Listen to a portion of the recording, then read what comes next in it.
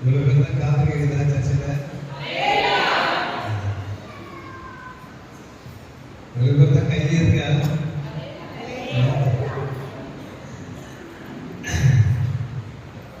நீ பாட்டு சொல்லுற நான் பாட்டியா ஹல்லேலூயா ஹல்லேலூயா ஹல்லேலூயா.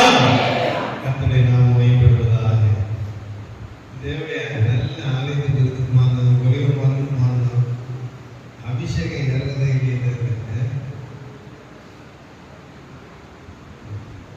ஒருவேளை இன்னைக்கு கோல்டு விளையாடுனால என்ன சொல்றாங்க? சன்ஃப்ளவர் அதுல சன்ஃப்ளவர் விதையே இல்லை, ஆனா ஆயில் மட்டும் வரும். அவ்வாறு இருக்கு அபிஷேகம். ஆண்டவர் இல்லை, ஆனா அபிஷேகம் மட்டும் இருக்குது. பரிசுத்த ஆவியானவருடைய அபிஷேகம். ஹல்லேலூயா. கர்த்தரை நாம் மகிமைப்படுவதாக. அவருடைய வருகை மிகவும் சமீபித்திருக்கிறது. அவருடைய வருகைக்காய் நாம் ஆயத்தமாகணும். வேதத்தில் அநேக காரியங்கள் சொல்லப்பட்டு இருக்கிறதெல்லாம் நிறைவேறி கொண்டிருக்கிறது.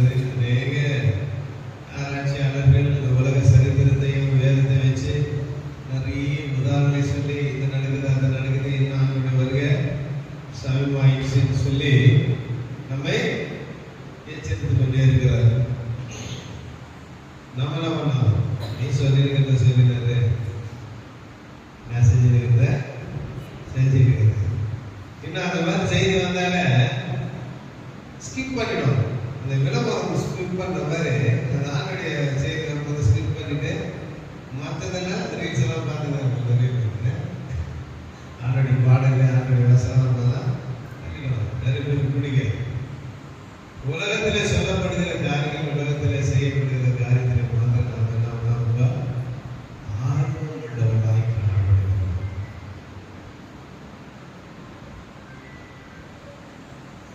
கர்த்தருடைய நாமத்துக்கே மகிமை உண்டாவதாக. ஆண்டவர் சீக்கிரமா வரப்போகிறார். ஏன்னா 2000 ஆண்டுகளுக்கு முன்பதாக சொல்லப்பட்டு இருக்கிறது. 2000 வருஷமானதாண்டவரே இப்போ வந்துட்டு போற நிறைய பேருக்கு ஆதி நாட்களிலே அநேகர் அப்படிதான் எச்சரிப்பு சத்தத்தை கொடுத்தார்கள். யாரெல்லாம் எச்சரிப்பு சத்தத்தை கொடுத்தானோ அவனெல்லாம் திருக்க என்ன பண்ணாங்க? அவனுக்கு எடுக்கத்து நம்பத்தை கொடுத்து என்ன பண்ணுங்க? சிறையில் உள்ள தள்ளுங்க தள்ளினார்.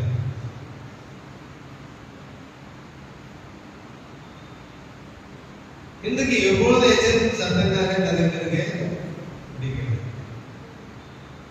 ஆசீர்வாதம் வழங்கினா நல்ல பாஸ்டர், எச்சரித்து சொன்னா கெட்ட பாஸ்டர் அப்படி ஆயிடுச்சு. தெய்வ வசனம் கொடுக்கப்பட்டது. தெய்வ வசனங்கள் தான் நம்ம உயிர்ப்பிக்கக்கூடியதாக இருக்கிறது. வாசிப்போம். சங்கீதம் 103 வாசிங்க.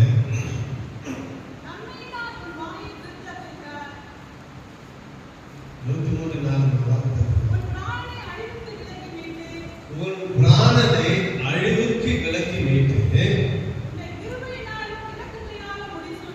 உன்னை கிருபையினாலும் இரக்கங்களினாலும் முடிசூட்டி. கண்களை மூடியாக நாம் சொல்லிப்போம். மகாயிரக்கும் கிருபை நிறைந்த நிலத்தால் உம்முடைய குறிப்பிடப்படி உங்களுக்கு சுத்தப்படுத்திட்டு சுயங்களில் சமாளிக்க மாறட்டும். தேவ ஆவியானவர் அடியை மூடி மறைத்து வெளிப்படும்படியாக செவிக்கும் வலிமையான வார்த்தை நாவல் கொள்கிறார்கள். ஆண்டவர் கேட்பதற்கு மாத்திரமல்ல பேசுகிற அடியுடைய வாழ்க்கையிலும் அதை அபியாசப்படுத்திக் கொள்ள உதவி செய்ய பேசுங்க. நாங்கள் கேட்கிறோம். இயேசு கிறிஸ்துவின் மாறாத நாமத்தில் பிதாவே. ஆமென். ஹல்லேலூயா. மீண்டும் வாசிப்போம். உன் பிராணனை அழிவுக்கு விலக்கி மீட்டு கிருபையினாலும் இரக்கங்களினாலும் முடிசூட்டி. ஆண்டவர் கிருபையினால இரக்கத்தினாலும் முடிசூட்ட போனார். இந்த மாதம் என்ன மாதம்? கிறிஸ்துமஸ் மாதம். கிறிஸ்துமஸ் மாதம் என்ன மாதம்? ஆண்டவர் பிறந்த நாள். பிறந்த நாள் கொண்டாடுறோம். இன்னைக்கு இந்த உலகத்தாண்டு பார்க்கும் போதெல்லாம் பார்த்தீங்கன்னா 2-3 மாசத்துக்கு முன்னாடியே பிறந்த நாள் கொண்டாடுறாங்க இல்லையா? அரசியல் தலைவரும் பார்த்து எவ்வளோ நாள் அவங்க பிறந்தநாளை கொண்டாடிட்டே இருக்கிறது. அந்த மாசம் முழுவதும் சில பேர் அந்த மாசம் முடிஞ்சிட்ட பிறகுல என்ன பண்ணாங்க, இவருடைய பிறந்த நாளுக்காக இந்த கிஃப்ட் கொடுக்குறோம், சாப்பாடை போடணும் அப்படின்னு சொல்லி கொடுக்குறாங்க. நம்ம எத்தனை பேர் கிஃப்ட் கொடுக்குறோம், எத்தனை பேர் சாப்பாடு போடணும். இப்பெல்லாம் ஃபேஷன் போயிடுச்சு. கிறிஸ்துமஸ் வந்தால குடும்பத்தில் மாட்டில் போய் சாப்பிடுவாங்க. ஒருத்தர் தான் ஒரு சாக்லேட் வாங்கி கொடுக்குறது. உலகத்தால் கொண்டாடுகிறார். பிறந்தநாள் சாப்பாடு போடுறான், உடனே கொடுக்குறான், வச்சுட்டு கொடுக்குறான். நிறைய காரியங்கள் செய்யப்படுகிறது. நாம் என்ன செய்யணும்? சிந்தித்து பார்க்கணும். ஏன்னா கொஞ்சம் அப்படியே பின்னோக்கி நான் பார்க்கணும். கொஞ்சம் நிறைய அதாவது 40 வயதுக்கு மேற்பட்ட நிறைய பேர் இருக்கு. நமக்குலாம் தெரியும். இப்போ இன்னைக்கெல்லாம் நம்ம பிள்ளைங்க Christmas dress, New Year dress எடுக்கிறீங்களா? நைட்டு மட்டும் காலையில் கொண்டு வந்துருக்கீங்க. 3 ட்ரெஸ் எடுக்கிறோமா? ஈஸ்டர் ட்ரெஸ் எடுக்கிறோமா? பிள்ளைங்களுக்கு எடுக்கிறது எல்லாருக்கும் எடுக்கிறோம். ஆனால் ஒரு சிலர் காசு ஈஸ்டர் ட்ரெஸ் எடுக்கிறோம். அப்படியே கொஞ்சம் பின்னாடி நம்ம சின்ன வயசுல நினைச்சு பாருங்க. கிறிஸ்துமஸ் ஒரு நாள் தான் ட்ரெஸ் ஞாபகம். நியூ இயர்ல ட்ரெஸ் கிடையாது, ஈஸ்டருக்கு ட்ரெஸ் கிடையாது. அந்த கிறிஸ்துமஸ் ட்ரெஸ்ஸை எப்போ போய் எடுப்போம்? 24ஆம் தேதி தான் போவோமே. அப்பெல்லாம் இன்னைக்கு இருக்கிற மாதிரி ரெடிமேட்லாம் கிடையாது. நேரம் இருக்குல்ல, நைட்டெல்லாம் உட்காந்து நிறுத்திட்டு காலையில சர்ச்சைக்கு வர தூக்கிடும். ஏன்னா எவன் முன்னாடி நிற்கிறான் அவன் ட்ரெஸ் தான். நேற்று நம்ம போன நம்ம ட்ரெஸ்ஸை கட் பண்ணி பிரிச்சுட்டு நம்ம போனோம்னா அண்ணன் வந்து சண்டை தூக்கி வச்சு அவன் ட்ரெஸ் தைக்க ஆரம்பிச்சுக்கலாம். இப்படிதான் இன்றைக்கு நமக்கு எடுக்கிறோம். நம்மளுடைய பிள்ளைகளுக்கு 3 ட்ரெஸ் 4 ட்ரெஸ் எடுக்கிறோம். ஆனா மற்றவர்களுக்கு யாருங்க ஒரு தீர்மானத்தை இன்றைக்கு நாம் எடுத்துக்கிறோம். இந்த கிறிஸ்துமஸ் நாளிலே அட்லீஸ்ட் ஒருத்தருக்காச்சும் ஒரு புடவை என்ன பண்ணுங்க எடுத்துக்கணும். அட்லீஸ்ட் ஒரு ஏழைக்காக ஒரு வேலை உணவை அவனுக்காக வாங்கி கொடுக்கணும். கர்த்தர் ஆசீர்வதிப்பார். ஹல்லேலூயா. ஆண்டவர் இந்த உலகத்துல நியாயத்திற்கு வரும்போது முதல் கேட்கிற கேள்வி என்ன கேள்வி? எப்படிப்பா வாழ்ந்த? என் ஆசீர்வாதம் வந்து சேர்ந்ததா? நீ சுகபோகமா வாழ்ந்தியா அப்படின்னு ஆண்டவர் கேட்கிறேன். நான் பசியா இருந்தேன், வஸ்திரம் இல்லாத இருந்தேன். இதுதான் ஆண்டவர் கேட்கிறது. அப்போ நம்மிடத்துல ஆண்டவர் எதிர்பார்க்கிற காரியம் இதுதான். அப்போ கிறிஸ்துவை கொண்டாடுகிறது என்று சொன்னால் கிறிஸ்துவுக்காக கொடுப்பதுதான் கொண்டாடுகிறார். நம்ம சவுண்டை கொஞ்சம் வைப்பா, பின்னாடி இருக்கீங்க இல்லையா? சவுண்ட் வைப்பா.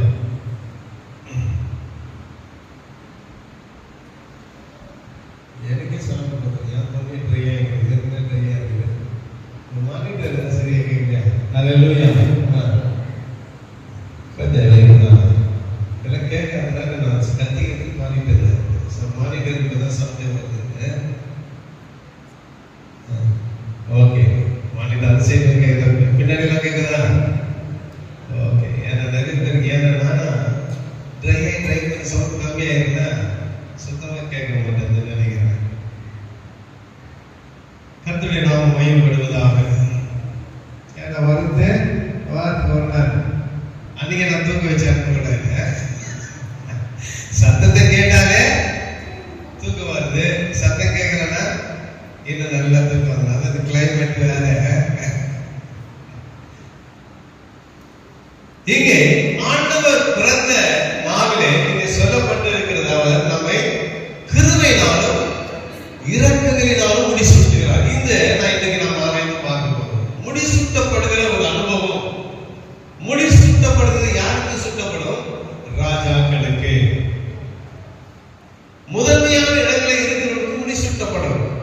ஆனால் இந்த முடிசூட்டுதல் எப்படிப்பட்டதாக இருக்கிறது? ராஜாவாக கிருபையினாலும் இரக்கங்களினாலும் முடிசூட்டப்படுகிற ஒரு அனுபவம். அப்போ இந்த மாதத்திலே ஆண்டவர் பிறந்திருக்கிற இந்த நாள் ஆண்டவர் முடிசூட்டப்பட்டார். அல்லேலூயா. சத்தமா சொல்லுங்க. ஆண்டவர் முடிசூட்டப்பட்டார். எதற்காக அவர் முடிசூட்டப்பட்டார்? நம்மை கிருபையினாலே இரக்கங்களினால் முடிசூட்டப்படுவதற்காக. அல்லேலூயா. சத்தமா சொல்லுங்க. எல்லாரும் மொத்தமா சொல்லுங்க. ஆமென். நாம் அவருடைய கிருபை பெற்றுக் கொள்வதற்காக, அவருடைய இரக்கத்தை பெற்றுக் கொள்வதற்காக ராஜாவாய் முடிசூட்டப்பட்டிருந்த அந்த தேவன் தாழ்மை மூலம் எடுத்தார். எதற்காக? நம்மை அவர் வைத்த இரக்கத்தின்படியாய். அந்த இரக்கத்தை நம்முடைய கிருபையினாலே விளங்க பண்ணினார் என்று பார்க்கிறோம். இப்போ இன்னைக்கு நமக்கு கிறிஸ்துவுக்கெல்லாம் சொல்லப்பட்டிருக்க ஒரு காலம். இது என்ன காலங்க?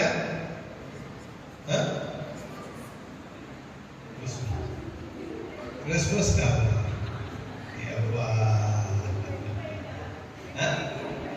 கிருபையின் காலம்.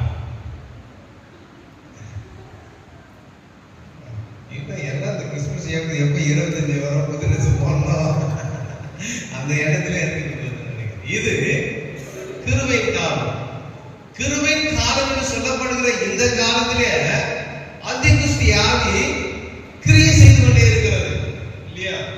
கிறிஸ்துவுக்கு விரோதமான காரியங்கள் நடந்து கொண்டுதான் இருக்கிறது இல்லையா? கிருபையின் காலத்திலேயே கிறிஸ்துவை வணங்குறவர்கள் என்ன பண்ணா கொலை செய்யப்படுகிறார். கிறிஸ்துவை வணங்குறவர்களை சிறை சேதம் பண்ணப்படுகிறார். கிறிஸ்துவை வணங்குற நிறைய பேர் கொல்லப்படுகிறார்கள். கிறிஸ்துவை சுதந்திரமாய் ஆராதிக்க முடியாமல் அநேக இடங்களில் இருக்கிற எங்க இந்த கிருபையின் காலத்திலே. ஆனா இந்த கிருபையின் காலம் யாருக்கு அதிகமா இருக்குது? நம்ம தென் மாவட்டத்தில் இருக்கிறவங்க கிருபையின் காலம், வட மாவட்டத்துல கிருபையின் காலம் கிடையாது. ரொம்ப கஷ்டப்படுறோம்.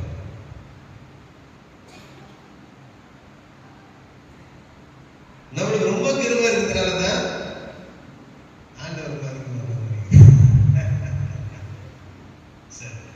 நீங்க வாசிப்போம். சங்கீதம் 85ஆம் அதிகாரம் 7ஆவது வசனத்தை.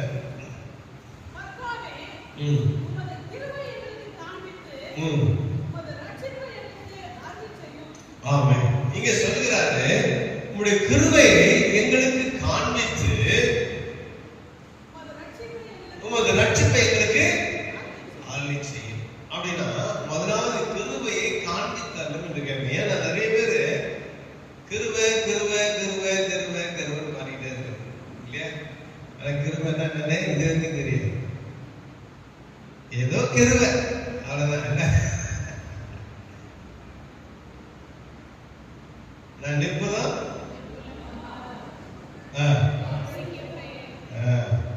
நடுவில் வார்த்தை சேர்த்துக்கீங்களா? பைபிள் எல்லாம் சுத்த கிருபை. சுத்த கிருபை கிருபைனால கிருபை தான். அதுல சுத்த அசுத்தா இருக்குது. சுத்த கிருபை அந்த மத்த சுத்த கிருபையா? கிருபை கிருபைனாலே அது இல்லையில்லாத ஒரு இடத்துக்குரியது. இங்க சங்கீதக்காரர் சொல்ல, உங்களுடைய கிருபை எனக்கு காண்பித்தரணும். அந்த கிருபை என்ன என்பதை நாம பார்க்கணும். வேதத்தை ஆராய்ந்து பார்க்கும்போது வேதத்துல அநேக ரகசியங்கள் இருக்கிறது, அநேக காரியங்கள் இருக்கிறது.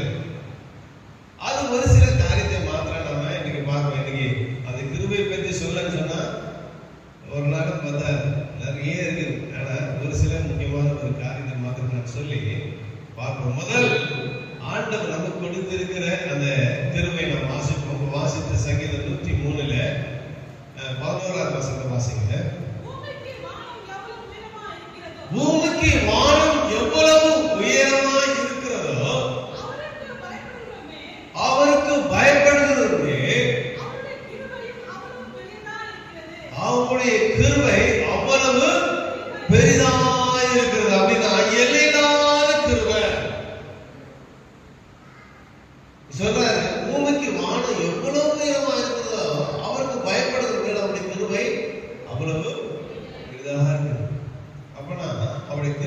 முடியாது, அளக்கவே முடியாது.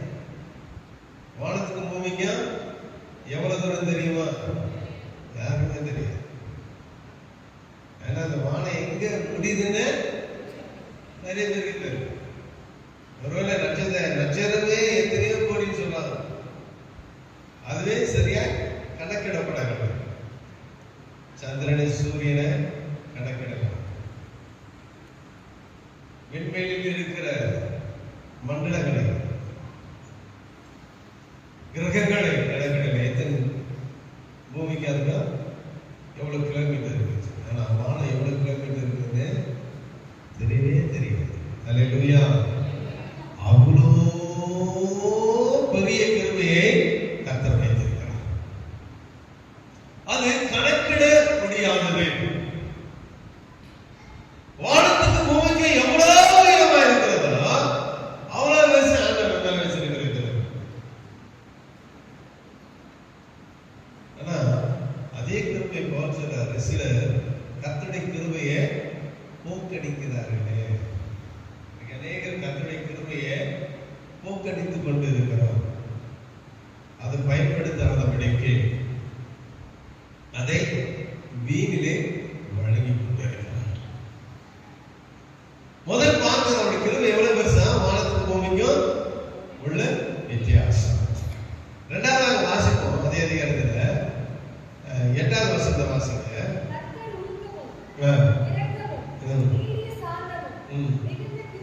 என்ன சொல்றாரு? மிகுந்த கிருபை உள்ளவராக இருக்கிறார். ஃபர்ஸ்ட் டிஸ்டன்ஸ் காட்டுறாரு, எவ்வளவு பெருசான அளக்க முடியாதது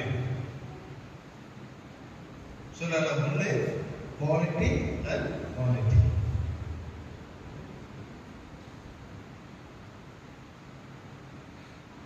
அளக்க முடியாததுக்கு கிருபை, மிகுந்த கிருபை. அது சொல்ல முடியாத கிருபை. அந்த ஹோட்டல்ல போயிட்டு அன்லிமிட்டட் மீல்ஸ் வாங்கலாம், போட்டுக்கிட்டே இருக்கும்.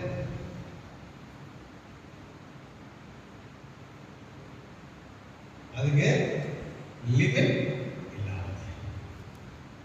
ஆண்டவருடைய கிருபை எவ்வளவு பெரிதானது பாருங்க. வானத்துக்கு பூமிக்கு எவ்வளவு உயரம் இருக்குதோ அந்த அளவுக்கு அளக்க முடியாதது. இரண்டாவது சொல்லப்பட்ட அவருடைய கிருபை மிகுந்த கிருபை. அதை சொல்ல முடியாது, எப்படின்னு அதை விவரிக்க முடியாத கிருபை. அது சொல்ல முடியாத கிருபை.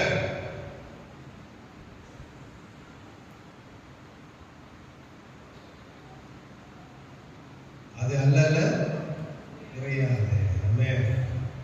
அது நீரூற்றை போல சுரந்து கொண்டே இருக்கும்.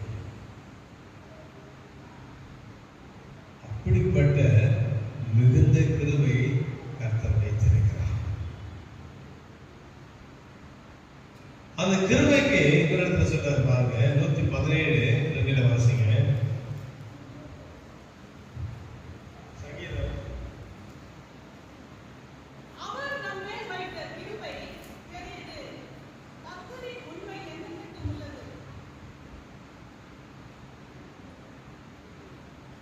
கிருபை எப்படியா இருந்தப்போ பெருசா.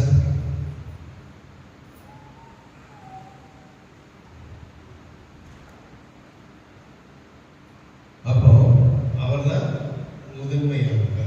அப்போ அந்த கிருபை தான் நமக்கு முழுவதும் முதன்மையாக இருக்கிறது. நம்ம சொல்றது என்ன, நிற்பதும் நிறுவனமாக இருப்பதும் அப்படியே. அப்போ முதன்மையானது தேவனுடைய கிருபை. அதுதான் நம்மளுக்கு கிரீடமாய் சுட்டப்பட்டு இருக்கிறது. அந்த கிருபையினாலதான் நாம் செய்கிற மீறுதல், நாம் செய்கிற தவறுகள், தேவனுக்கு பிரியமில்லாத காரியம் சொன்ன அந்த கிருபை நம்ம மனசுட்டே வருது. எப்போ இந்த கிருபையின் காலம் முடிகிற வரையில தான் அது முடிஞ்சிடுச்சு. அந்த கிருபை காலத்திலே நம்ம என்ன பண்ணணும், மாறிடணும். அந்த கிருபையை நாம் போக்கடிக்க கூடாது. அந்த கிருபையை நாம் அசட்டையா எண்ணக்கூடாது. நமக்கு கொடுக்கப்பட்டு இருக்கிற அந்த கிருபையை நாம் சரியாய் பயன்படுத்தி அதில் நாம் பலப்படணும், பரிசுத்தப்படணும், ஆண்டவருடைய நெருக்கத்தை ஏற்படுத்திக் கொள்ளணும். ஆண்டவர் கிருபை வச்சிருக்கிறாரே சொல்லி நாம் நினைச்சுட்டே இருந்தா சொன்னா தப்புன்னு ஒரு நாள்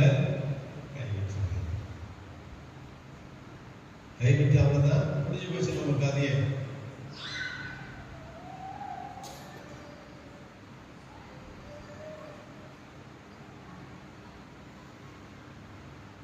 ஒரு உதாரணத்துக்கு நாம் ஓடுகிற பாதை அல்ல, நிரந்தரமாய் ஓடக்கூடிய கிறிஸ்துவின் பாதை.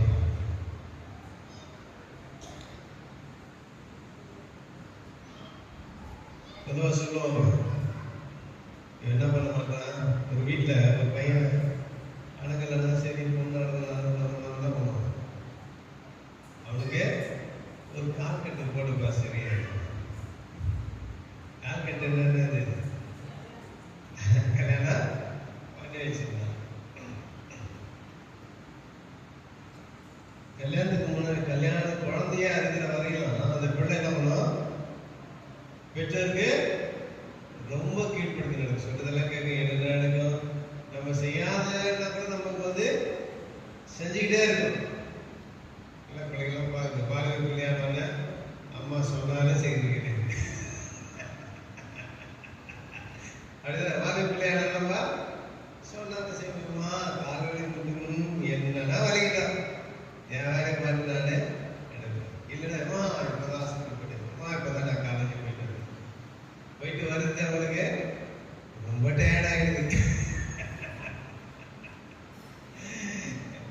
எங்கிட்ட வேலைக்கு போயிட்டு வந்தே எவ்வளவு டயர்ட் ஆகுதுன்னு தெரியல. அது இப்ப இருக்கிற வேலைகளா உட்காந்துனே ஏசி செய்யற வேலைகள் தான். அது வீட்டாண்டே கார் வந்து வீட்டுல இருந்து கொண்டு போய் வீட்டுல இருந்து இறக்கி விட்டுறாங்க. அப்படியும்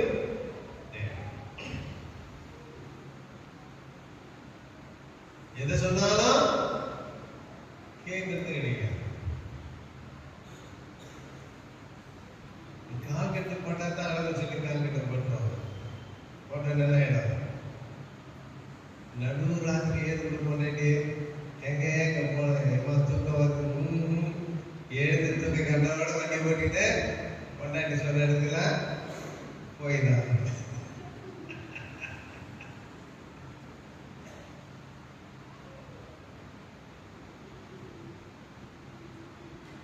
அம்மா கூட்டு போறது கஷ்டம், அம்மா பேச கேட்கறது கஷ்டம். இப்போ என்ன சொன்னாலும் போயிடும், வேற வழிகடி போலன்னா ஒரு பூகம்பம் வெடிக்கும் இல்லையா. நடு ராத்திரி நம்ம வீட்டில் மட்டும் தான் சவுண்டு கேட்கணும். என்ன பண்ணுறது, வேற வழி கிடையாது. எதுக்கு பயந்துட்டு இல்ல, சத்தம் ஊர்களாக கேட்க விடும், வெக்கப்பட்டு செய்ய வேண்டிய சூழ்நிலை. பாருங்க, எது சொன்னா ஆண்டவர் சொல்லும் போதே நாம் கீழ்ப்படிந்து நடந்தோம் என்று சொன்னார், பின்னாளிலே அது ஆண்டோட வருகையின் நேரத்திலும் நமக்கு அது ஆசீர்வாதப்பட்டு 5 அடங்காதது 50 அடங்காதணும், நம்ம 5 அடங்கிடணும். அப்பதான் ஆண்டோட வருகையிலே தேவ ராஜ்யத்துக்குள்ளாய் பிரவேசிக்கக்கூடியத்தக்கதாக தகுதி உள்ளவராய் கர்த்தர் நம்மை மாற்றுகிறவராய் இருக்கிறார். அவருடைய கிருபை எப்படிப்பட்டதா இருக்கு, ஆண்டவருடைய கிருபை எனக்கு காண்பித்தவர். அவர் கிருபை எப்படிப்பட்டதா, வானத்துக்கு பூமிக்கும் எவ்வளவு பெருசா இருக்கிறதோ அவ்வளோ பெருசா மேல வச்சிருக்கிறாரு. அவர் கிருபை எப்படிப்பட்ட மிகுந்த கிருபை, அளக்கவே முடியாது, அது குறையாத கிருபை.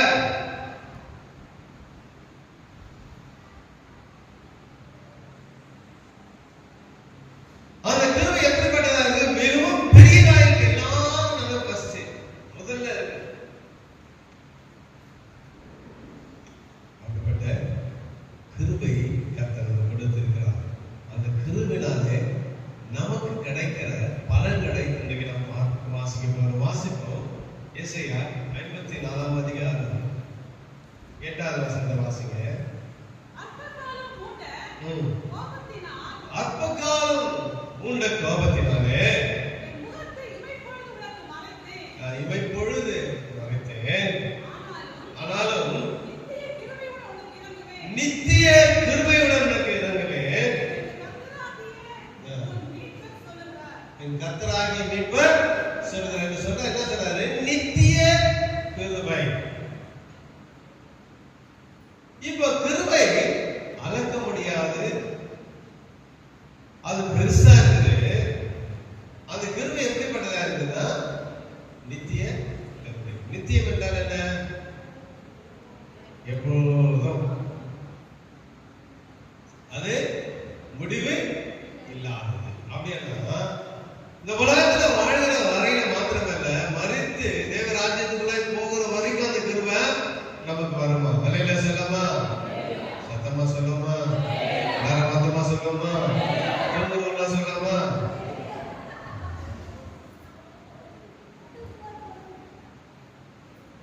தேவநாம வைப்படுவதாக.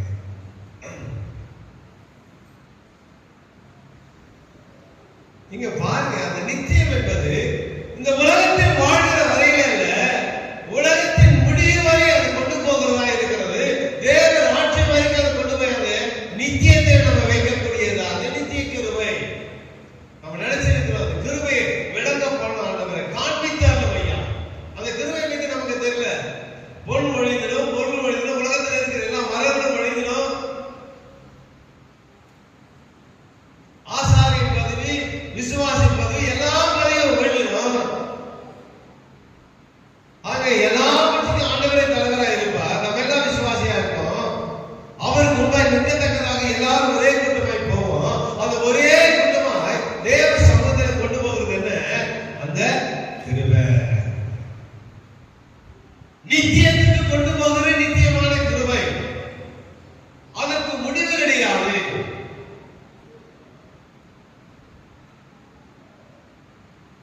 ஆயினால அந்த கிருபையை நாம் என்ன பண்ணக்கூடாது? ஒரு நாளும் இழக்கக்கூடாது. அது இன்றோடு முடிந்து போகிறது அல்ல. இதை நாம் சொல்லிட்டு இருக்கிறது கிருபையின் காலம். இந்த கிருபையின் காலத்துல நீ எடுத்துக்கொள்ள மாட்டீங்கன்னா ஆண்டவர் வந்துட்டார், அவரோடு கூட போயிட்டேன்னு சொன்னா அந்த கிருபை உன்னோடு கூட வரக்கூடியதா இருக்கிறது. இல்லைன்னு சொன்னா அந்த கிருபை நீ எழுதுறேன்னு சொன்னா உலகத்தின் அதிபதியாகிய அந்த கிறிஸ்துவின் ஆட்சியில நாம மாற்றிக்கிறோம். உலகத்திலே நாம் கட்டப்பட்டவளா இருக்கிறோமா? உன்னதத்திலே நாம் கட்டப்பட்டவளா இருக்கிறோமா? உலகத்துக்கு நாம் அடிமையா இருக்கிறோமா? உன்னதமானவருக்கு நாம் பிரியமா இருக்கிறோமா என்பதை நாம் சிந்தித்து பார்க்க வேண்டும். இந்த கிருபை எப்படிப்பட்டதா இருக்கிறது? நித்திய கிருபை. அந்த கிருபை எப்படி சொல்லப்பட்டு இருக்குன்னா, நித்திய கிருபை உடனே என்ன பண்ணுவேன்? இறங்குவேன்.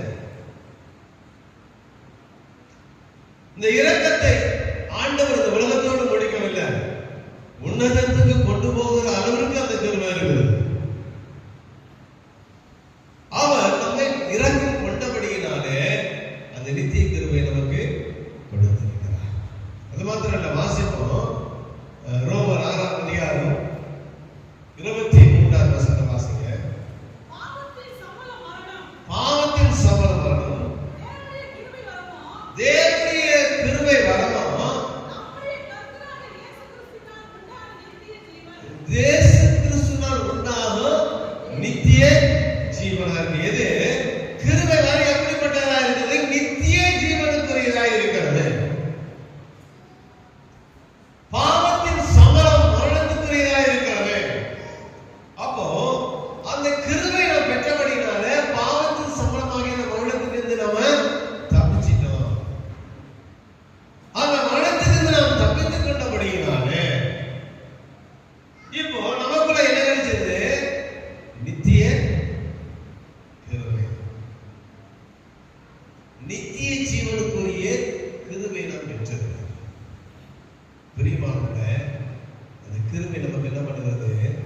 கிருபை வரங்கள் எப்படிப்பட்டதாக இருக்குது? நித்திய ஜீவனுக்குரியதாக இருக்கிறது. நாம அநேக வரங்களை நாம் பெறுகிறோம். என்ன வரம் பெறும்? ஆண்டவரே பிரசவமான வரத்தை தாங்க. ஆண்டவர் நான் ஜெபித்த உடனே வியாதி சுகமாக வரங்களை தாங்க. ஆண்டவர் நான் ஜெபிக்கும்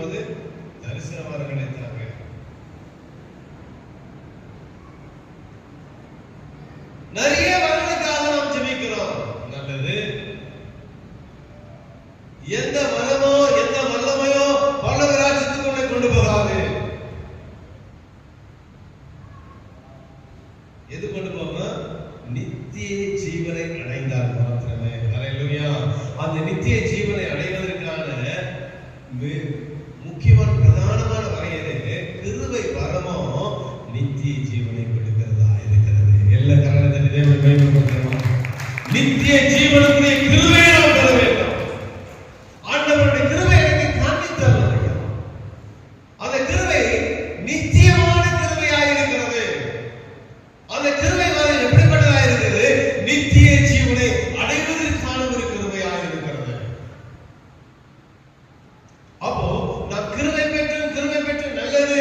கிருபையின் வரம் என்ன வரம்? நித்திய ஜீவனுக்குரிய வரத்தை பெறணும். இதுதான் கிருபையின் வரம். சுகமாக்குகிறதோ, பிரசங்கம் பண்ணுகிறதோ, அற்புதங்களை செய்கிறதோ பெரிதான வரங்கள் அல்ல. நித்திய ஜீவன் பெறுவதுதான் நமக்கு கொடுக்கப்பட்டு இருக்கிற கிருபை வரம். அந்த கிருபை வரத்தை பெறலன்னு சொன்னா நித்திய ஜீவனை அடைய முடியாது. சொல்லப்பட்டது போல பாவத்தின் சம்பளம் மரணம். எங்க? அழுகை பங்கெடுக்குமான இடத்துல. அது அக்னி கந்தகம் தெரிகின்ற கடலில் சாத்தானும் அவனோடு சேர்ந்த கூட்டத்தார் பங்கடைகிற அந்த இடத்துல நம்ம அந்த இடத்துக்கு போகிறோட அல்ல. நம்ம இதை கேட்கணும். எனக்கு வரங்கள் பெரிதல்ல, எனக்கு தேவையான ஒரே வரம் நித்திய ஜீவ வரம். ஹல்லேலூயா. சத்தமா சொல்லுமா? எல்லாரும் மொத்தமா சொல்லுமா? நித்திய ஜீவனுக்குரிய வரத்தை வரணும். இதுதான் நம்முடைய வாழ்க்கையில முக்கியமான ஒரு காரியமாக இருக்கிறது. இந்த நித்திய ஜீவனுக்குரிய வரத்தை நம்ம வரணும். அடுத்த வாசகம் சங்கீதம் 23:6 வாசகம்.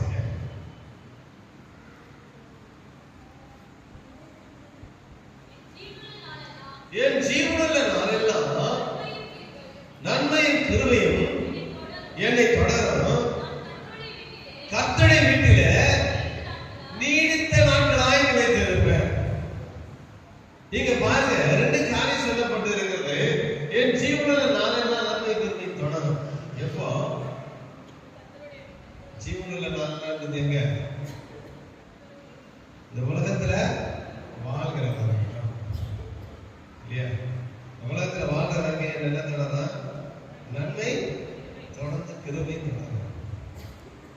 இந்த உலகத்துல வாழ்றவருக்கு எனக்கு கிருபை தொடருது. இந்த உலகத்துல வாழ் நான் முடிக்கிறது தெரியுமா? முடிச்சு நான் எங்க போறேன்? கர்த்தருடைய வீட்டுல. ஹல்லேலூயா. சத்தமா சொல்லுகிறேன். எல்லாரும் மொத்தமா சொல்லுகிறேன். கொஞ்சம் சிரிச்ச முகத்தோட தான் சொல்லுகிறேன். கர்த்தருடைய வீட்டுக்கே வரதுக்கு எல்லாருக்கும் புரியல. இந்த வீட்டுக்கு வரதுக்கே எனக்கு புரியல. அந்த வீட்டுக்கு எங்க நினைக்கிறீங்களா?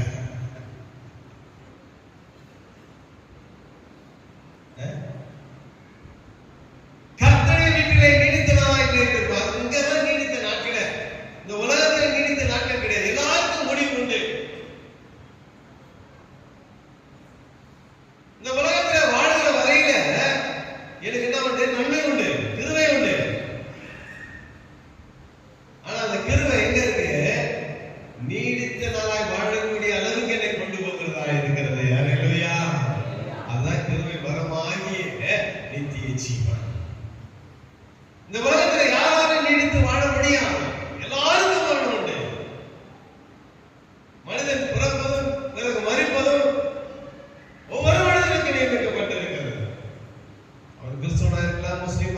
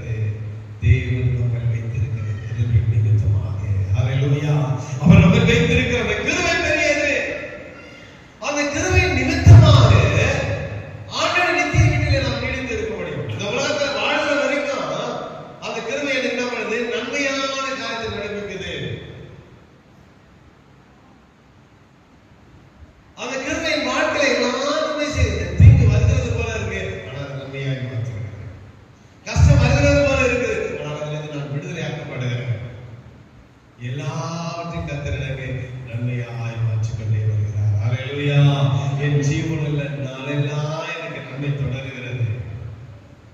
எது நிமித்தமா? தேவ கிருபை நிமித்தமாக. இவை பொழுது கைவிட்ட பாரு நடுல விட்டால அந்த கிருபை என்ன பண்ணுது? நன்மை தொடர செய்கிறது. அந்த கிருபை எனக்குள்ள இருக்கிறபடினாலே நான் விழுந்தால் அந்த கிருபை என்னை தாங்கி பிடிக்கிறது. என் கால் சறுக்குகிறதுனால ஆண்டவருடைய கிருபை என்னை தாங்குகிறதே என்று சங்கீதக்காரன் சொன்னது போல அந்த கிருபை நம்மை தாங்கிக் கொண்டே இருக்கிறது. ஹல்லேலூயா. இந்த உலகத்தில் வாழ்கிற வரையிலும் அந்த கிருபையினாலே வாழ்க்கை நன்மையான பாதை நோக்கி ஓடிக்கொண்டே இருக்கிறது. நன்மையை நோக்கி ஓடிக்கொண்டே இருக்கிறது. இது மாத்திரமல்ல, இந்த உலகத்தின் ஓட்டத்தை முடிச்சாலும் கூட சரிங்க, அது ஆண்டவர் வீட்டில் நீடித்திருக்கத்தக்கதான் நீடித்த வாழ்வு இருக்கிறது. மரணம் நமக்கு ஒரு முடிவல்ல. மரணத்தின் நிமித்த வெற்றி நமக்காய் காத்துக் கொண்டிருக்கிறது நித்திய ஜீவன். அந்த நித்திய ஜீவனை கொடுக்கக்கூடியதான கிருபை.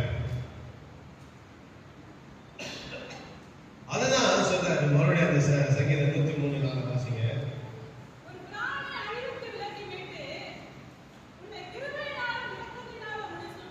ஆமா, நீங்க சொல்றாரு உன் பிராணனை அழிவுக்கு விலக்கி மீட்டு. இந்த பிராணன் என்று சொல்லப்படும் பிராணன் என்னது? அது உயிர், அதுவும் ஜீவன் தான். ஜீவன் என்பதே தமிழ் கிடையாது, அது சமஸ்கிருத வேர்டு. பிராணம் என்பதுதான் உண்மையான தமிழ் வார்த்தை. நிறைய பேருக்கு தமிழ் வார்த்தை தெரியாது. பிராணம் என்னன்னு தெரியாது, ஆனா ஜீவன் என்ன தெரியும் இல்லையா? ஜீவன் என்பது சமஸ்கிருதம். என் பிராணனை, என் உயிரை என்ன பண்றாரு? அழிவுக்கு விலக்கி வைக்கிறார். என்ன அழிவுக்கு? எல்லாமே தான் போகதான், எல்லாமே போகதான் இல்லையா? எல்லாரும் அவங்களால சாக போறோம். ஆனா இந்த சாகை குறித்து இங்க சொல்லப்படல. இந்த பிராணம், இந்த உயிர் எல்லாருக்கும் போகதான் போகுது. ஆமென். பாவத்தின் சம்பளம் மரணம் சொன்னார். அந்த மரணத்துக்கு போகாதபடிக்கு, அந்த அழிவுக்கு போகாதபடிக்கு நம்ம மீட்டெடுத்தது தேவ கிருபை. ஹல்லேலூயா. கரங்களை தேவனை மகிமைப்படுத்துவோம். ஆமென். ஒரு பிராணனை அழிவுக்கு மீட்டு, இரண்டாம் மரணமாகி அந்த அழிவுக்கு மீட்டு, எது? இந்த கிருபையினால, இரக்கத்தினால இந்த முடி சுட்டு இருக்கிறேன். நமக்கு சுட்டப்பட்டு இருக்கிற அந்த முடி என்னது? இந்த கிரீடம் எப்படிப்பட்டதாக இருக்கிறது? இந்த உலகத்திலே நன்மையை மாத்திரம் சுமந்து வாழ்வதற்காக அல்ல, இந்த உலகத்திலே ராஜாக்களாய் இருப்பதற்கு மாத்திரமல்ல, தேவனுடைய ராஜ்யங்களும் தேவனுடைய ஆவிலும் நித்திய காலமாய் நம்மை தாங்கக்கூடிய ராஜாக்களாக, ஆசாரியர்களாக சூட்டப்பட்டு இருக்கிற இந்த கிரீடம் என்ன கிரீடம்? ஜீவ கிரீடம், நித்திய கிரீடம், கிருபை கிரீடம். ஹல்லேலூயா. இந்த கிரீடத்தை நமக்கு சுற்றி இருக்கிறார் தேவன். வாசிப்போம் அதே அதிகாரத்துல, சங்கீதத்துல 5வது வசனம் வாசிங்க. உன் வாயை திருப்தியாக்குகிறார், கழுகு சமானமாகும் வயதை திரும்ப வாழ வயது மூலம் மாற்றம். வாய் என்ன பண்றாரு? நன்மை தான் திருப்தியாக்குறார். நம்ம போய் பார்த்த உடனே ஒரு வீட்டுக்கு போனா சரிச்சாமி என்ன கேட்போம்? என்னமா கேட்பான்? துட்டு கேட்போம். நல்லா இருக்கீங்களா கேட்கறதில்ல, நல்லா இருக்கீங்களா? அவங்க சொன்னாங்க நல்லா இருக்கு. ஆனா ஏதோ இருக்கிற சில பேருடைய வார்த்தை என்ன கேட்டாங்க?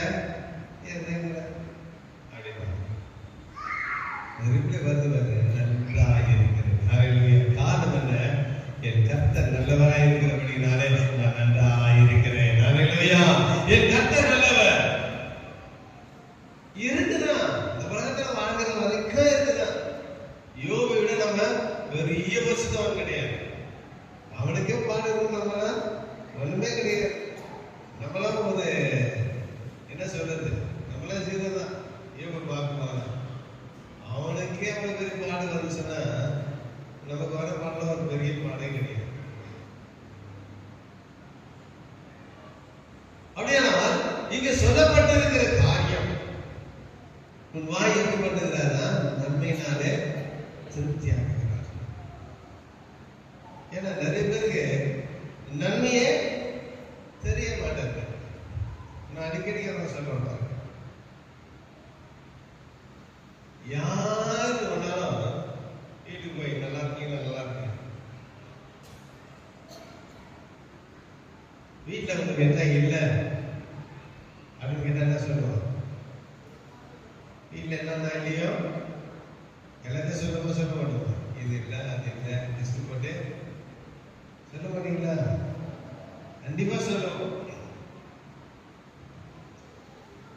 சொல்ல மாட்டோமா? எது இல்லைன்னா இல்லாத எல்லாம் மைண்ட்ல ஓடிட்டே இருக்கணும். ஏன்னா அது இது வாங்குறது மைண்ட்ல போயிட்டே இருக்கிறதுனால எது அது இல்லையோ அதெல்லாம் சொல்லிட்டு அதை டக்குனு ஒருத்தர் எழுதி நிறுத்தி வச்சுட்டு உங்க வீட்டுல என்னென்ன இருக்குதுன்னு கேட்குங்க. எத்தனை பேர் சொல்லுவீங்க? நகையே கேட்டாங்க, 5 சவரன் 6 சவரன் தெரியலையா, கணக்கு போட்டுப்பான் இல்லையா? இல்லைன்னாங்க என்னென்ன இல்லைன்னு சொல்லிடுறோம். இருக்கிறது சொல்ல மாட்டோம்ல. தெரியல. காரணம் என்ன தெரியுமா? இருக்கிறத வைத்து நம்ம அனுபவிக்க தெரியல. தெரியாததுனாலதான் இல்லாததை தேடி இருக்கிறாங்க. இருக்கிறவர் ஆண்டவராக இயேசு கிறிஸ்து நாம தேடல, இல்லாததை தேடி இருக்கு. இன்னைக்கு பாருங்க, இல்லாததை தேடிக்கொண்டு இருக்கிற அந்த உலகத்துல இன்னும் கண்டுபிடிக்கிறாங்க. மெய்யான தேவன் யாருன்னு இன்னும் அநேக ஆராய்ச்சி பண்ணி கொண்டு இருக்கிறாங்க. எங்கெங்கேயோ ஓடிக்கொண்டு இருக்கிறாங்க. இல்லாததான் தேடி வர்றாங்க. இருக்கிற நம்ம வச்சுக்கிட்டு நம்ம ஆதாரம். அப்படிதான் உலகத்துல ஆண்டவர் அநேக விதமான ஆசீர்வாதத்தை கொண்டு இருக்கிறாரு. அதை என்ன பண்ணல, அனுபவிக்க முடியல. ஏசி குத்துக்கிறாரு, ஏசியை பார்த்து பார்த்துக்கிறவங்க தவிர போட்டாரு, அனுபவிக்க மாட்டோம். கரண்ட் பில் ஆயிடும் இல்ல?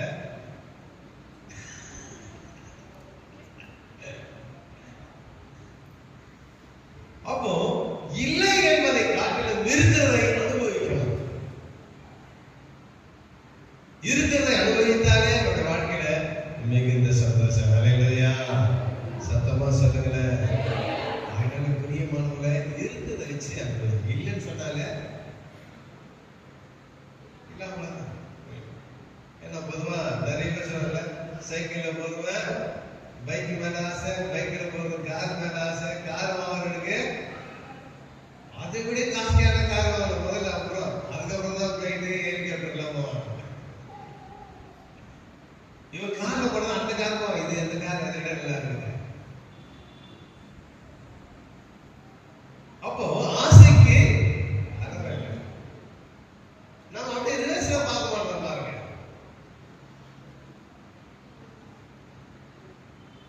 கார்ல போற நிலைக்கணும் என்ன பண்ணோம்? நம்ம பைக்ல நேரா ஏசியோடு போக நமக்கு உதவி செஞ்சாரு. பைக்ல போற நினைக்கிறேன், சைக்கிள் எவ்வளவு கஷ்டப்பட்டு நம்ம மறிச்சுட்டு போறான்னு நினைக்கிறேன். சைக்கிள போற நினைக்கிறோம், பாவம் அந்த மனசு எவ்வளவு நடந்து போற, நம்மளே சைக்கிள் கொடுத்துருக்கிறாரு, நடந்து போற நினைக்கிறோம். எத்தனை பேர் நடக்க முடியாது கஷ்டப்படுகிறார்கள், கர்த்தர் எனக்கு நடக்க பலன் தந்திருக்கிறாரே என்று சொல்லி எல்லா கரலை தட்டி மகிமை விழுந்தமா. இப்படிதான் நம்முடைய நினைப்பு இருக்கணும். ஆண்டோட உயர்ந்த கிடைக்கும். ஏன் சொல்ல, நம்ம இருக்கிறதை அனுபவிக்காதபடிக்கு இல்லாததை நாம் நோக்கி கொண்டு இருக்கிறபடினாலதான் நம்முடைய வாழ்க்கையில சந்தோஷம் இல்லை, மகிழ்ச்சி இல்லை. எங்கே நாம் மகிழ்ச்சி சந்தோஷத்தை தேடிக்கொண்டு இருக்கிறோம்? இல்லாதவர்கள் நோக்கி கொண்டு இருக்கிறபடியினாலே நமக்கு முன்னிருக்கிறத நினைத்து பார்க்கும்போது இதை விட கர்த்தர் மேலாய் வைத்திருக்கிறார் என்று சொன்னா அதை விட மகிழ்ச்சி சந்தோஷம் எதுவுமே கிடையாது. ஹல்லேலூயா. கர்த்தர் சொல்றார், வாயே நன்மையினாலே திருப்தியாக. இரண்டாவது என்ன பண்றாரு?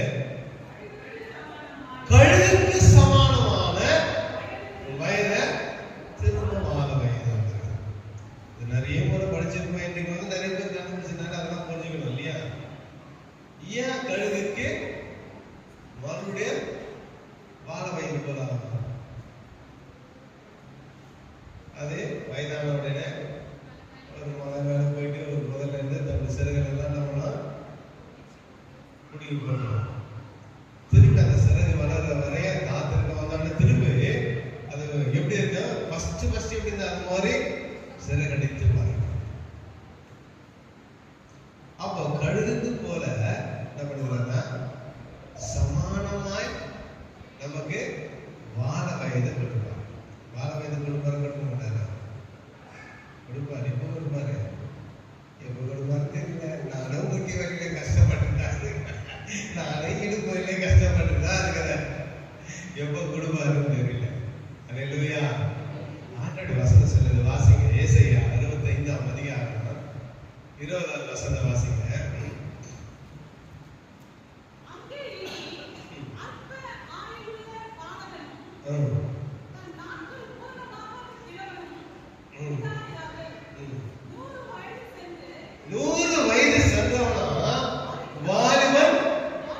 என்ன பண்ணலாம்? எல்லாரும் சொல்லாமா? சத்தமா சொல்லுங்க. எல்லாம் கரத்தை நல்லா தட்டி சொல்லுங்க.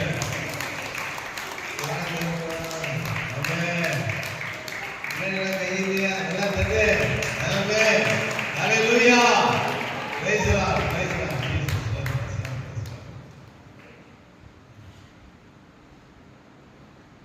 100 வயசானாலும் எப்படி ஆயிடுமா? வாலிபன் போல போயிடும். இதுதான் சொல்ற, கழுகுக்கு போறவனுக்கு வயதை திரும்ப வாழ வயது போல கர்த்தர் மாற்றுவார். ஆமென். கர்த்தர் இன்றைக்கு நம்ம எல்லா வயதையும் மாற்ற போறாரு. வாழ வயது போல மாற்றுவார். முட்டு வலி, கால் வலி, இடுப்பு வலி எல்லாத்தையும் கர்த்தர் மாற்றுவார். ஆமென்.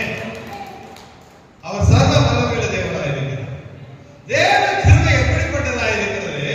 உன் வயதையே வாழ வயதை மாற்றக்கூடிய அளவுக்கு கழுகுக்கு சமானமாய் உன் வயதை திரும்ப வாழ வயதை போல நான் மாற்றுவேன் என்று சொல்கிறார். 100 வயசு ஆயிடுச்சு நினைக்காத. நீ 100 வயசு ஆனாலும் எப்படியா இருப்ப? வாலிபனை போல இருப்ப.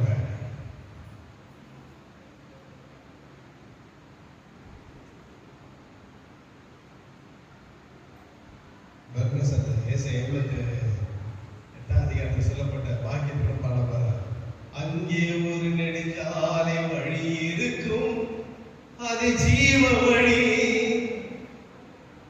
என்று சொல்லி பாருங்க. முடவர்கள் எப்படி நடப்பாங்கன்னா மான்கால்களை போல விரித்து போவார்கள். அங்கே குருடருக்கு வழிகாட்டி தேவையில்லை, அவங்கள நடப்பாங்க. அங்கே குருடனும் இல்லை, முடவனும் இல்லை. இன்னைக்கு கால்வலி, முட்டுவலி, பெருகடத்தோட நம்ம இருந்த சொன்னா ஆண்டோடைய ராஜ்யத்தில் நம்ம எப்படியா இருப்பாங்க? வாலிபனை போல. ஹல்லேலூயா. பலமுள்ளவராய் இருப்போம், சத்தமுள்ளவராய் இருப்போம், ஆரோக்கியமுள்ளவராய் இருப்போம். அங்கே மரணமும் கண்ணீரும் இல்லை. தேவ மகிமை அங்கே இறங்கிக் கொண்டே இருக்கிறது. தேவ அபிஷேகம் இறங்கிக் கொண்டிருக்கிறது. தேவ ஆவி ஊற்றப்பட்டு கொண்டே இருக்கிறது. உன் வயதை எப்படியாய் மாற்றுகிறாரு? வாழ வயதை போல மாற்றுகிறார். நீ 100 வயசு ஆனா நமக்கு எப்படியா இருக்கா? வாலிபனை போல இருக்க. 100 வயசுல கர்த்தர் வாலிபனை போல மாற்றக்கூடியவராய் இருக்கிறார். அடுத்ததாக வாசிப்போம். அவளை எப்படி வாழ்வானா? ஏசாயா 40ஆம் அதிகாரம் 29 வசனம்.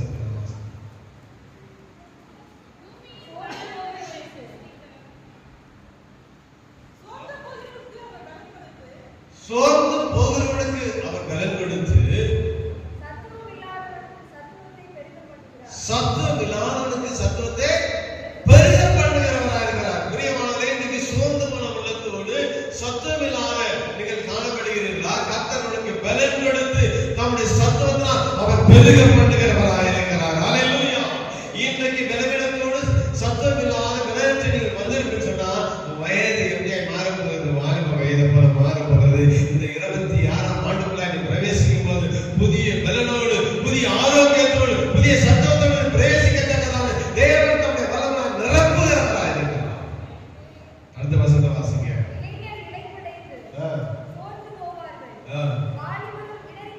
ஆமா, இங்க பாருங்க, வாலிப வாலிபனும் கூட என்ன பண்ணுவான்? இடறி விடுவான். இளைஞனாய் இருக்கிறவன் சோர்ந்து போவான். ஆனால் கர்த்தருக்கு காத்திருக்கிறவர்களோ புதுபலன் அடைந்து கழுகுகளை போல சட்டங்களை அடித்து உயர பார்ப்பார்கள். ஆமென். சத்தமாக நீங்க சொல்லுங்க. எல்லாரும் மொத்தமா சொல்லுங்க. எல்லாம் கரத்தை தட்டி சொல்லுங்க. ஆமென். கர்த்தருடைய வாழ்க்கையில புதிய பலனை கட்டளை போகிறார். புதிய பலனை கட்டளை போகிறார். புதிய அபிஷேகத்தை கர்த்தர் நமக்கு ஊற்ற போகிறார். உன் பலவீனங்களை கர்த்தர் மாற்றுகிறார். உன் பலவீனங்களை கர்த்தர் மாற்றுகிறார். உன்னை வல்லமையினால் நிரப்புகிறவராக இருக்கிறார். இன்றைக்கு ஆண்டவர் சொன்னது போல உன்னை கிருபையினால் இரக்கத்தினாலே முடிசூட்டி இருக்கிறார். நீ 100 வயது எண்ணப்பட்டவனாக இருந்தாலும் கூட உன்னை வாலிபனை போல கர்த்தர் மாற்ற போகிறார். கழுகுக்கு போறவனுக்கு திரும்ப மாற வயது போல மாற போகிறார். இங்கு சொல்லப்பட்டிருக்கிறது, ஓடினாலும் இளைப்படையார்கள், நடந்தாலும் சோர்வடையார்கள். ஆமென். நீ ஓடினாலும் நடந்தாலும் நீ சோர்வடையாதவர்களுக்கு புது பலனால் கர்த்தரை நிரப்புகிறவராக இருக்கிறார்.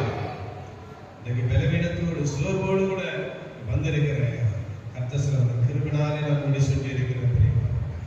கிருபையினால் முடிசூட்டி இருக்கிறேன். அந்த கிருபையினால் இரக்கத்தினால் முடிசூட்டப்பட்ட நீ இழந்து போன அந்த பலவீனங்களை, இழந்து போன அந்த சுத்தமத்தை நீ மீண்டுமாய் பெற்று கழுகுகளை போல பலனடைந்து உயர படைப்பாகத்தக்கதான ஆசீர்வாதத்தை கர்த்தருடைய வாழ்க்கையில் கட்டளை போகிறார். ஹல்லேலூயா. நம்மளை போல நம் ஆண்டவர் நோக்கி ஜெபிப்போமா. ஆவியானவரே, விசுவாசத்திற்காக பரிசுத்த பிதாவே, உம்மை துதிக்கிறோம். ஆண்டவரே, நீர் எங்களை கிருபையினாலே இரக்கத்தினால் முடிசூட்டுகிறவரே. ஹல்லேலூயா, ஹல்லேலூயா. நன்றி உள்ளத்தோடு உம்மை துதிக்கிறோம் ஐயா.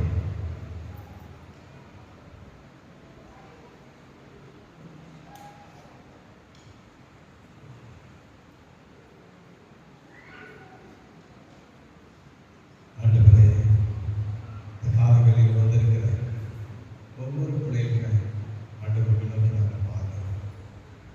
கிருபையினால் இரக்கத்தினால் முடிசூட்டுகிற தேவனே, ஆண்டவருடைய கிருபையை எங்களுக்கு காண்பித்தார்கள் என்று சொல்லி நாங்கள் கேட்டபோது ஐயா, அந்த கிருபை எவ்வளோ உயரமானது, எவ்வளோ மிகுந்தது, எவ்வளோ பரிசல்ல காற்றினேன். அந்த கிருபை எப்படிப்பட்டதாக இருக்கிறது? அந்த கிருபை எப்படிப்பட்டதாக இருக்கிறது ஐயா? அது எங்களுக்கு ஆண்டவரே நிச்சய ஜீவனை கொடுக்கக்கூடியதாக இருக்கிறது. இந்த உலகத்தில் வாழ்கிற வரையிலும் நன்மை தொடர்கிறது. கர்த்தருடைய வீட்டிலே நீடித்த நாட்கள் நிலைத்திருக்கத்தக்கதாக ஆண்டவர் அந்த கிருபை உதவி செய்கிறார்.